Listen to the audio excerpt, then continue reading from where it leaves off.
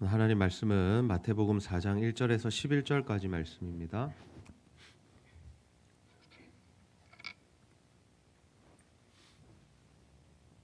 마태복음 4장 1절에서 11절까지 말씀 우리 한 절씩 교독합니다. 그때 예수께서 성령에게 이끌리어 마귀에게 시험을 받으러 광야로 가사 40일을 밤낮으로 금식하신 후에 줄이신지라. 시험하는 자가 예수께 나와 이르되 내가 만일 하나님의 아들이어든 명하여 이 돌들로 떡덩이가 되게 하라.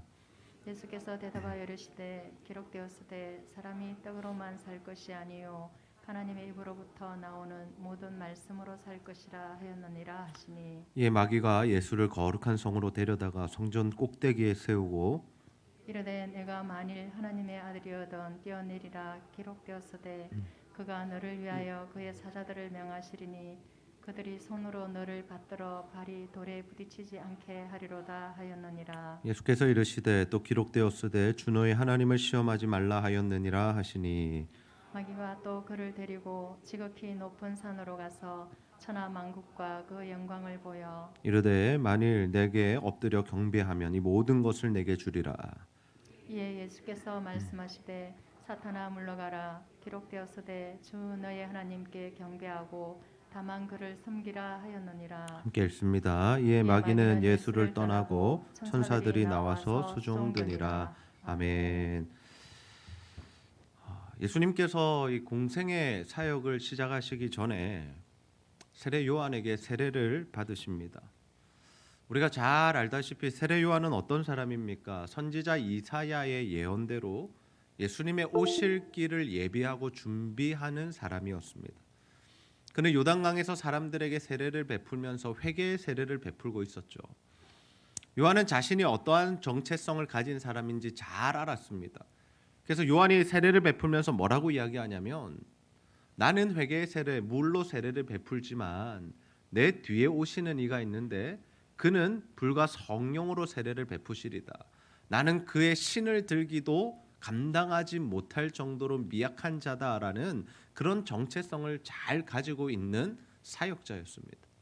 근데 그 사역자 앞에 누가 딱 앞에 서게 되십니까? 예수님께서 오게 되시죠. 그리고 예수님께서 세례 요한에게 세례를 베풀어 달라라고 말씀하십니다. 요한이 당황합니다. 내가 당신에게 세례를 베풀 만한 사람이 아닌데요. 당신이 불과 성령으로 세례를 주실 분인데 왜 나에게 세례를 달라고 하십니까? 네, 예수님께서 말씀하시죠. 하나님의 모든 의를 이루기 위함이다. 그랬더니 이제 요한도 예수님에게 세례를 베풀게 됩니다.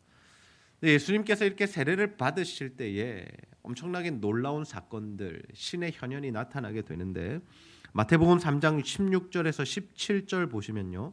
예수께서 세례를 받으시고 곧 물에서 올라오실 새 하늘이 열리고 하나님의 성령이 비둘기같이 내려 자기 위에 임하심을 보시더니 첫 번째 사건이 무엇이었냐면 하늘이 열리고 하나님의 성령이 비둘기같이 내려서 예수님에게 임했다라는 겁니다. 성령이 임했다라는 거죠.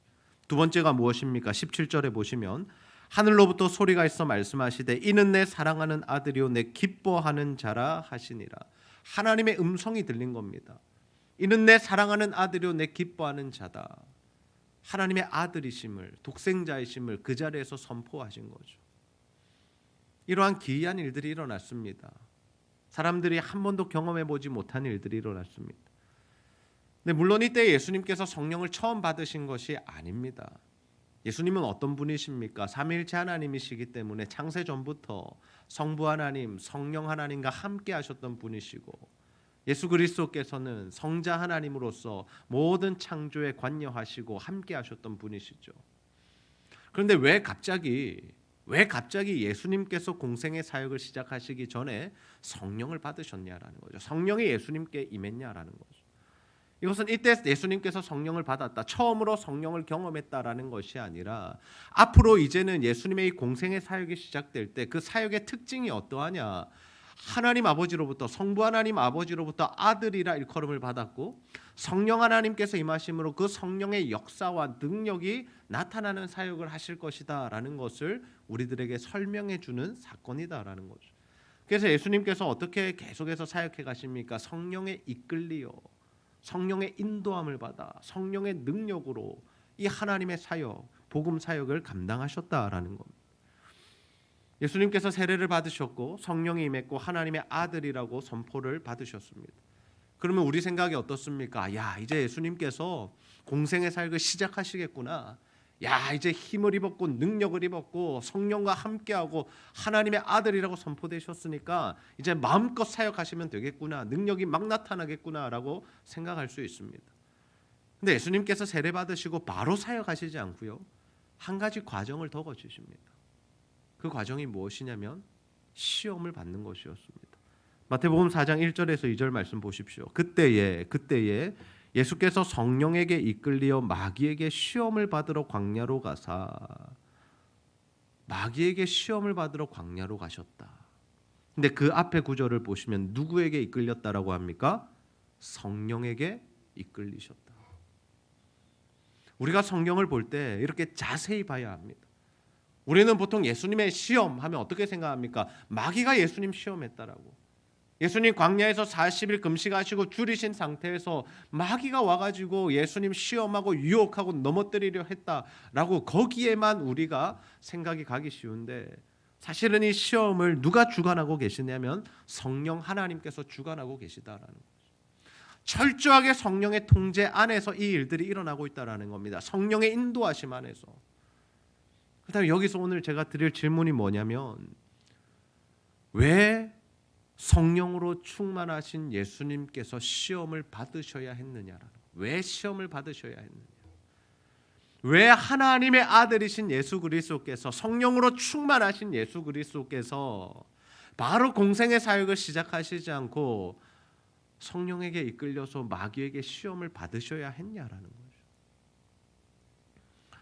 예수님께서 세례를 받으신 이후에 시험을 받으셨다라는 것은 우리에게 정말 이 엄청나게 중요한 영적인 원리를 알려줍니다. 그것이 무엇이냐면 우리도 예수를 믿고 또 우리가 은혜를 받고 우리가 성령의 충만함을 경험하고 우리가 하나님과 함께함을 느낌에도 불구하고 우리의 삶 가운데는 시험이 임한다라는, 우리가 예수를 믿지 않아서 어려움이 다가오고 고난이 찾아오는 것이 아니라 예수를 믿은 다음에도 이러한 일들이 일어난다라는 거죠. 예수님께서 세례를 받으시고 성령이 충만하셨는데 시험을 받으셨다라는 거죠. 그리고 한 가지 더, 그 시험을 통과해야만, 그 시험이 지난 이후에야 무엇이 이루어지는 겁니까?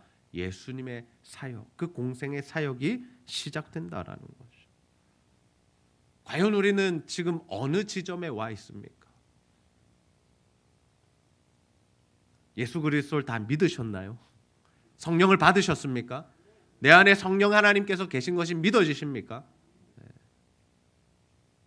그렇다면 여러분의 삶 가운데 임하는 고난과 아픔과 시험들은 어떻게 통과하고 계십니까? 그 시험들을 이제는 통과하고 정말 하나님 앞에 쓰임받는 삶, 마음껏 하나님의 사역을 감당하는 그 길로 들어가셨습니까? 아니면 아직까지 여전히 그 시험의 굴레 안에서 시험을 받으시고 또 넘어지시고 또 낙심하시고 계속해서 그렇게 살아가고 계십니까? 예수님께서 마귀에게 받으신 시험 3가지가 있는데요. 그것은 물론 예수님께서 특별한 지위에서 받으신 것이지만 이 시험의 내용들을 보면 우리 사람들이 동일하게 당하는 시험의 내용인 것을 알 수 있습니다. 예수님께서 받으신 시험, 그리고 우리에게 주어지는 그 시험이 과연 무엇일까? 첫 번째가 무엇이냐면 육체의 필요를 먼저 채우라는 시험입니다. 육체의 필요를 먼저 채우라. 마태복음 4장 3절입니다. 시험하는 자가 예수께 나와서 이르되 내가 만일 하나님의 아들이거든 명하여 이 돌들로 떡덩이가 되게 하라. 너무나 유명한 말씀, 잘 알려진 말씀이죠. 지금 예수님이 어떤 상태셨다고요? 40일을 금식하시고 배가 고프셨어요? 안 고프셨어요? 고프셨다고요. 예수님은 하나님이시지만 또 예수님은 사람이십니다. 그래서 사람이 느끼는 감정들, 아픔들, 연약함들 다 느끼셨다라는 거죠. 예수님도 배가 고프신 겁니다. 40일을 금식하시고 사람으로서 배가 고프시고 줄이신 상황이었습니다. 지금 마귀가 와서 예수님을 유혹하고 시험에 넘어뜨리려는 것이 뭐냐면 그 굶주림의 문제, 현실적인 필요를 채우는 문제, 그것을 네 힘으로 좀 해결해 보라라는 겁니다. 여러분, 예수님이 어떤 분입니까? 돌을 떡으로 만드실 수 있을까요? 없으실까요? 있으신 분이죠. 뭘 보면 알 수 있습니까? 오병이어 사건을 보면 알 수 있습니다. 5천 명이 모여 있습니다. 설교를 듣습니다. 그들에게 주님께서 밥을 좀 먹이고 싶으신 마음이 드셨습니다. 그들을 불쌍히 여기셨습니다. 제자들에게 물으십니다. 얘들아, 먹을 것이 있느냐? 어떤 제자는 없습니다. 어떤 제자는 이들 다 먹이려면 엄청난 돈이 필요합니다. 막 이런 이야기들을 할 때 한 제자가 한 도시락을 가지고, 어린아이 도시락을 가지고 옵니다.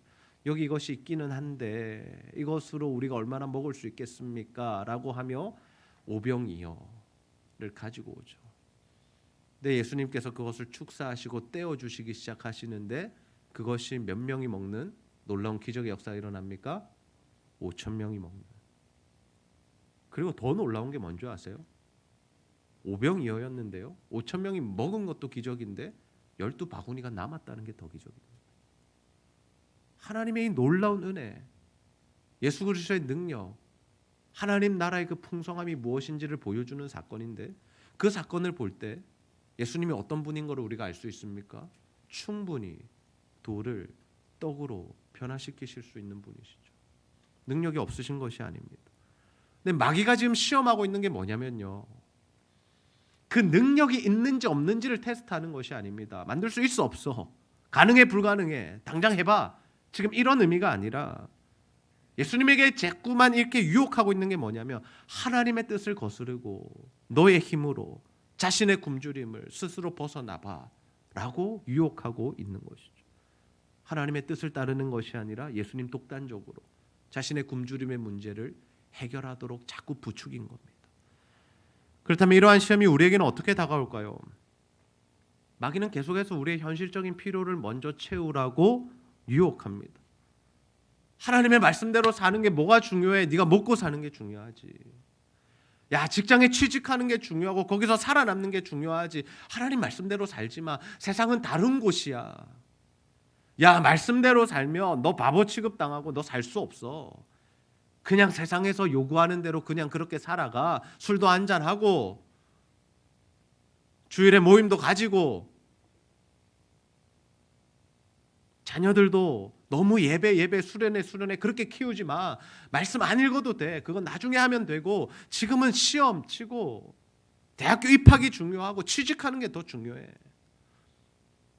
우리가 날마다 받는 유혹이 이런 유혹 아닌가요? 하나님의 뜻, 우리의 인생을 향하신 하나님의 뜻이 무엇인지를 묻고 그 말씀대로 살아가는 것이 아니라 우리의 필요와 욕구들, 우리 배고픔의 문제들, 현실적인 필요들을 먼저 채우라는 그 시험을 계속해서 받고 있습니다. 근데 이 시험이 얼마나 강력한지 저나 여러분들이나 대부분의 성도님들이 다 이 시험에 넘어간다라는 겁니다. 자주 넘어갑니다.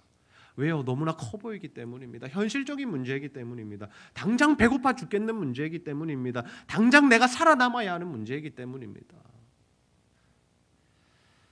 하나님의 뜻과 계획보다는 내 현실적인 필요들, 육체적인 필요들을 채우는 것이 먼저인 삶을 살아갈 때가 너무나 많다라는 거죠. 근데 우리가 이 지점에 머물러 있을 가능성이 너무 큽니다. 여기를 벗어나지 못하고 있을 가능성이 너무나 크다라는 거죠. 근데 예수님께서 이 시험을 어떻게 이겨내십니까? 마태복음 4장 4절 말씀입니다. 우리 크게 힘있게 한번 읽어보겠습니다. 시작.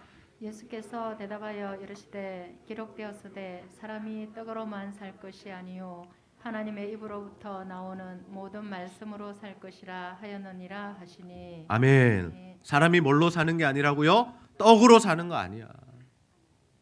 떡도 필요해. 때로는 밥도 먹어야지. 네가 살아남아야지. 공부도 해야지. 물론 좋은 직장도 가고 취직도 해야지. 좋은 대학에 가야지. 그러나 사람이 그것으로 사는 게 아니야. 내가 창조한 너희들, 나의 제자가 된 너희들, 내가 핏값으로 구속한 너희들은 하나님의 말씀으로 살아야 돼. 하나님의 말씀이 너희들의 삶의 기준이야라고 예수님께서 분명하게 지금 우리에게 말씀하고 계시다는 거죠. 우리의 삶의 기준은 무엇입니까? 정말 우리는 하나님의 뜻이 우선인가요? 내가 굶어 죽더라도 하나님의 뜻대로 살고 계십니까?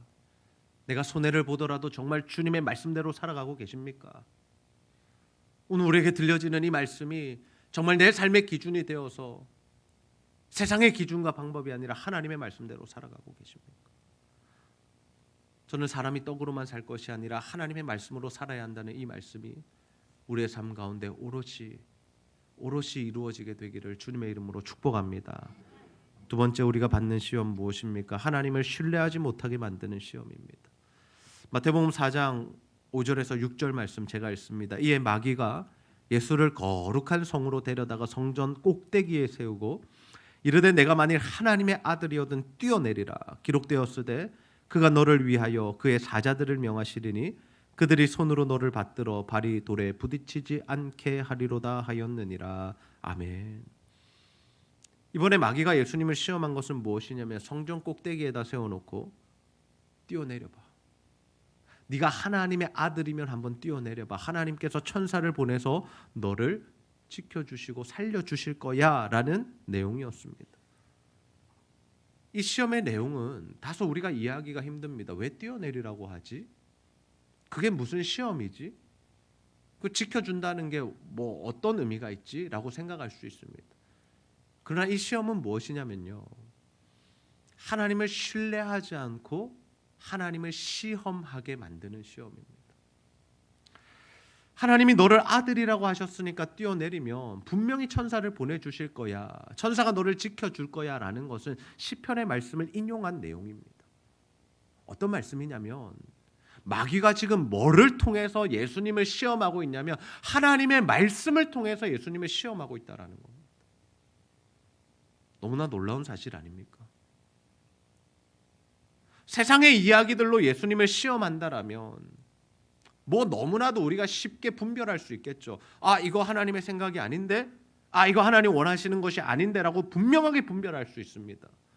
그런데 마귀가 얼마나 교묘한지 하나님의 말씀을 가지고 와서 지금 예수님을 유혹하고 시험하고 있다라는 거죠. 하나님의 말씀에 이렇게 기록되어 있잖아. 한번 해봐. 하나님 너 지켜주시겠지. 이스라엘 백성들이 르비딤에 이르렀습니다. 출애굽한 이후에. 근데 마실 물이 없을 때 그들이 어떻게 하냐면요, 모세에게 원망하기 시작합니다. 그래서 하나님이 방법 알려주십니다. 네가 지팡이로 반석을 쳐라. 그러면 물이 나오게 해줄게. 그래서 실제로 반석을 쳤더니 물이 막 흘러나오게 되고 그들이 물을 마시게 되었죠. 근데 그 일이 하나님의 입장에서는 굉장히 기분 나쁜 일이었습니다. 왜요? 이스라엘 백성들이 하나님을 시험한 일이었기 때문입니다. 성경은 이렇게 기록합니다. 여호와께서 우리 중에 계신가 안 계신가 백성들이 시험했다라고. 우리도 때로는 하나님을 믿는다라고 이야기하지만 우리가 하나님을 신뢰하기보다는 진짜 하나님 계신 것이 맞는가 시험할 때도 있다라는 거죠. 의심할 때가 있다라는 겁니다. 어떤 의심을 할 수 있습니까? 아, 이건 하나님도 못한다. 혹시 그런 말을 뱉어보신 적 없으십니까? 아무리 하나님이 그렇게 말씀하셔도, 아무리 설교를 그렇게 하셔도 아니요, 그거는 현실적으로 불가능한 일이잖아요. 그건 안 되는 일이잖아요. 목사님, 현실적이지 않은 이야기 좀 하지 마세요. 그거 안 되는 일이잖아요. 우리가 이렇게 하나님을 의심하고 하나님을 시험하고 있지는 않습니다.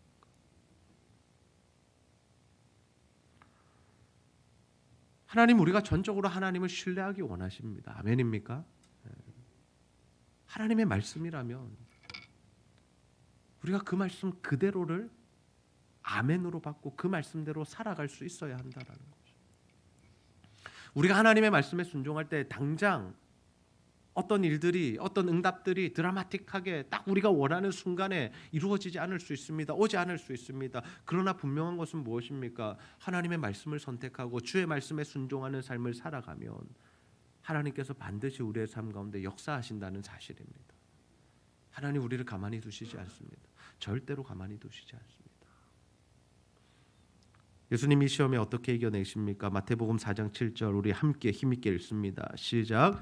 예수께서 이르시되 또 기록되었으되 주 너의 하나님을 시험하지 말라 하였느니라 하시니. 아멘. 아멘. 하나님은 우리가 시험할 대상이 아닙니다. 의심할 대상이 아닙니다. 하나님은 신뢰의 대상이고 믿음의 대상입니다. 예수님은 하나님을 전적으로 신뢰하셨습니다. 시험하여 아는 것이 아니라 온전히 그저 하나님이심을, 아버지심을, 나를 사랑하는 분이심을 믿으셨다라는 거죠. 세 번째 시험이 무엇이었습니까? 세상의 방법대로 살게 만들려는 시험입니다. 세상의 방법대로 살게 만들려는 시험입니다. 마태복음 4장 8절에서 9절입니다. 마귀가 또 그를 데리고 지극히 높은 산으로 가서 천하 만국과 그 영광을 보여 이르되 만일 내게 엎드려 경배하면 이 모든 것을 내게 주리라. 아멘. 마귀가 이번에 예수님 높은 산으로 데려가서요, 천하 만국과 영광을 보여줍니다. 그리고 한다는 소리가 뭐냐면, 너 나한테 엎드려서 경배하면 이거 내가 너 다 줄게. 우리가 의아해 합니다. 마귀가 그런 권한이 있나? 권위가 있나? 그럴 만한 존재인가? 라고 생각하죠. 그러나 분명한 게 뭐냐면요, 하나님께서 일시적으로, 한시적으로 마귀와 사단들에게 주신 게 뭐냐면 공중 권세입니다. 그래서 성경은 마귀들을 어떻게 부르냐면 공중 권세 잡은 자라고 부릅니다. 공중 권세를 잡았다라는 것은 하나님께서 제한적이나마 그들에게 권위와 권세와 영광을 허락하셨다라는 거죠. 그래서 지금 이 시대에도, 아니 예수님 이후로도 계속해서 마귀들이 설치고 다니는 겁니다. 계속해서 우상을 섬기는 일들이 일어나고, 점치는 일들이 일어나고, 무당들이 이 세상에서 판을 치고, 하나님께서 일시적으로 제한적으로 허용하셨기 때문에 이런 일들이 아직도 있다라는 거죠. 그 영광과 그것들을 다 주겠다라고 지금 마귀가 유혹하고 있는 거죠. 근데 우리도 이 시험에 넘어갈 때가 있지 않습니까? 모든 영광과 존귀를 받으실 하나님을 믿고 신뢰하고 따라야 하는데, 때로는 세상이 주는 영광, 세상이 약속하는 그 달콤한 것들을 취하고 싶어 하죠. 하나님의 방법이 아니라 세상의 방법으로 세상에서 성공하고 높은 자리에 앉고 사람들에게 인정받고 싶어 합니다. 마귀가 날마다 우리를 유혹하는 게 바로 이것입니다. 야, 내 말대로 한번 살아봐. 세상 방식대로 한번 살아봐. 내가 너 성공하게 해줄게. TV 광고에서 흘러나오는 이야기들 전부 그 이야기 아닙니까? 우리가 사람들을 통해서 듣는 이야기들이 전부 그거 아닙니까? 이렇게 해봐, 그러면 성공할 거야. 이렇게 해봐, 배부르게 해줄게. 이렇게 해봐, 너희가 행복할 거야. 전부 다 지금 그 이야기 아닌가요? 근데 실제로 그렇게 살면요, 신기한 게 뭐냐면요, 때로는 돈도 벌어요. 때로는요. 그리고 승진을 하기도 합니다. 원하는 것을 얻기도 하고요. 진짜 내 삶이 행복하고 만족을 누릴 때도 있습니다. 그런데 그것에 속아서 우리가 세상의 방법을 따라가게 될 때 우리의 영혼은 어떻게 되느냐? 점점점 앓다가 죽어가게 된다. 파멸의 길로 들어간다는. 그 달콤한 유혹들을 쫓아서 그것 하나하나 그 열매 따먹으면서 가다 보면 결국에는 우리의 인생이 다 망가져 버린다라는 겁니다. 예수님께서 이 시험을 어떻게 이겨내십니까? 마태복음 4장 10절 말씀입니다. 함께 읽습니다. 시작. 예, 예수께서 말씀하시되 사탄아 물러가라 기록되었으되 주 너의 하나님께 경배하고 다만 그를 섬기라 하였느니라. 아멘. 예수님께서 말씀하십니다. 사탄아 물러가라. 주 너의 하나님께만 경배하고 다만 그를 섬기라고 기록되어 있다. 예수님 하나님이시기에, 그리고 하나님의 아들이시기에 이 세상의 모든 영광을 받으시기에 합당하신 분입니다. 그런데 마귀에게 경배해서 그 영광을 받으신다라면 그것은 잘못된 거죠. 방법 자체가 틀린 겁니다. 그렇다면 하나님께서는 어떤 방법을 원하신 겁니까? 예수님께서 십자가에 달려 죽으심으로 모든 인류의 죄를 사하시고 그들을 구원하시는 그것을 원하셨죠. 그래서 예수님께서 십자가를 지는 그 방법을 선택하셨을 때 하나님께서 예수님을 어떻게 해주셨습니까? 사흘 만에 다시 살리십니다. 부활시키시죠. 그리고 예수 그리스도를 승천하게 하시고 하나님 보좌 우편에 앉히셔서 모든 영광을 예수 그리스도에게 주셨다라는 거예요. 이게 하나님께서 원하셨던 방법입니다. 예수님이 마귀에게 경배했다라면 그 당시 세상을 다스리는 모든 영광과 권세들은 취하실 수 있었겠지만 이 하나님의 계획이 다 틀어지게 되고 진짜 영광, 하나님이 예배해 놓으신 정말 만왕의 왕, 우주의 왕으로서의 그 영광을 차지하지 못하실 수 있었다라는 거예요. 우리도 마찬가지입니다.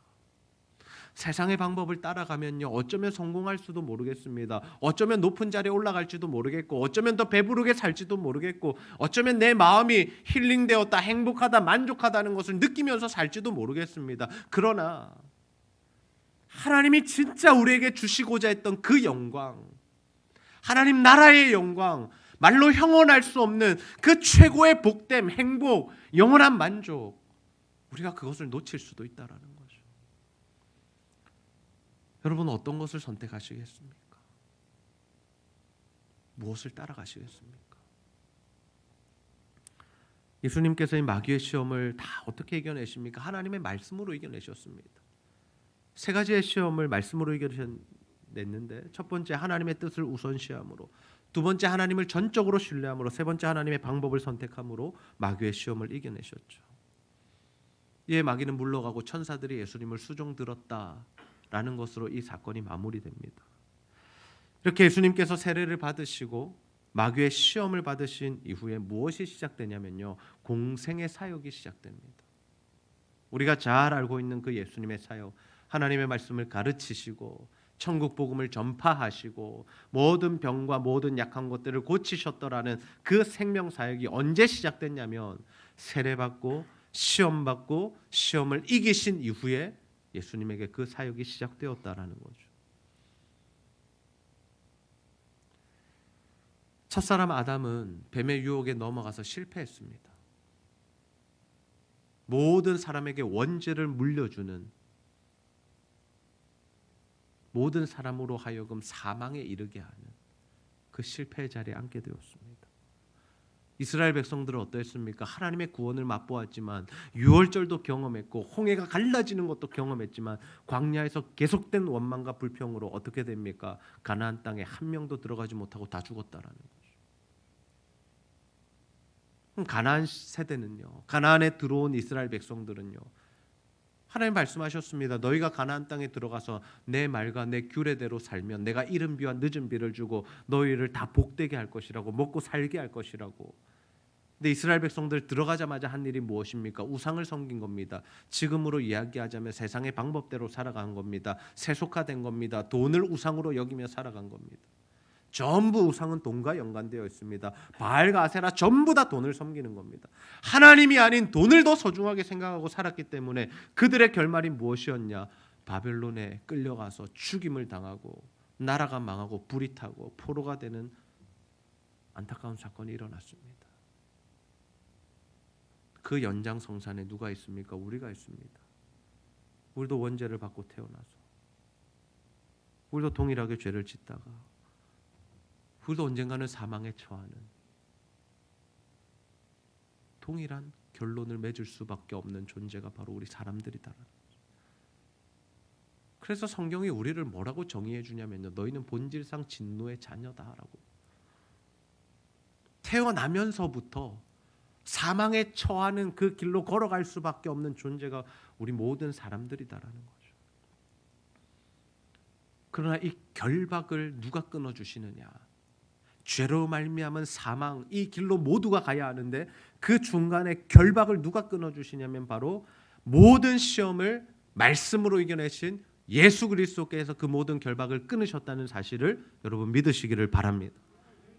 예수님께서 말씀으로 이 모든 시험을 이겨내셨다라는 것은, 예수님은 시험을 받으실 이유가 없으신 분인데 이 시험을 받으심으로 우리와 동일한 시험을 당하시고 그 시험으로부터 말씀을 이겨내심으로 말미암아 이제는 우리도 죄로 말미암아 사망에 이르는 존재가 아니라 주와 함께 동행할 때 정말 이 죄의 모든 문제들을 이겨내고 승리하고 하나님 안에서 하나님의 생명 사역을 감당할 수 있는 존재가 될 수 있는 길을 열어주신 거죠.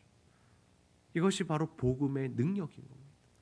예수를 복음이라 부르는 이유, 예수가 이 땅에 오신 게 복된 소식인 이유, 예수가 십자가에 달려 죽으신 것이 우리에게 구원의 희망의 메시지가 되는 이유가 바로 여기에 있는 거죠.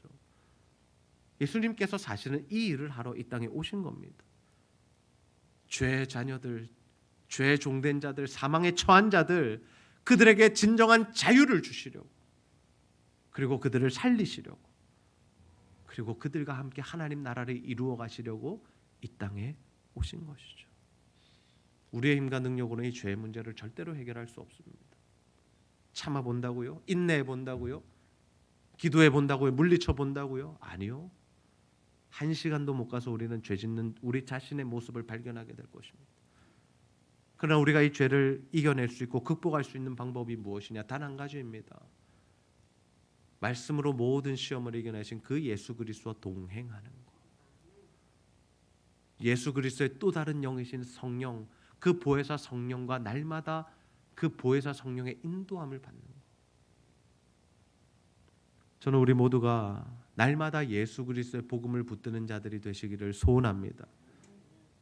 마귀의 시험을 말씀으로 이겨내신 그 주님, 십자가로 사망을 다 끊어내시고 결박을 풀어주신 그 주님, 우리가 그 주님 안에서 살아갈 수 있어야 한다는 것. 우리가 주일날 예배를 드리는 이유가 바로 거기에 있습니다. 여러분 이 자리에 왜 오셨습니까?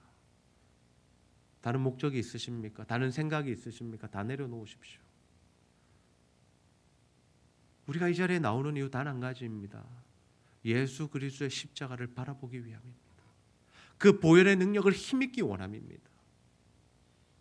우리가 그 예수 그리스도를 만나게 될 때, 그 십자가 보혈을 붙들게 될 때 우리의 죄의 문제들, 사망의 문제들이 다 사라지고 하나님 안에서 행복과 회복을 누리게 되는 줄 믿으시기를 바랍니다.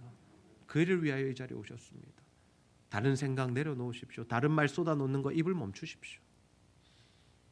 이제는 하나님만 바라보십시오.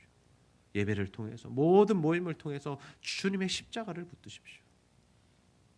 우리가 그러한 삶을 통하여서 정말 죄의 굴레에서 빠져나오지 못하는, 헤어나지 못하는 그런 사망에 처한 날마다 신음과 고통으로 살아가는 그 삶이 아니라 정말 주님과 동행하며 성령의 인도함을 받아서 하나님 안에서 자유함을 누리고 모든 문제와 아픔들이 회복되고, 그래서 정말 예수 그리스도의 생명사역, 정말 영혼을 구원하는 이 사역에 동참하며 살아가는 저와 여러분 다 되시기를 주님의 이름으로 축복합니다.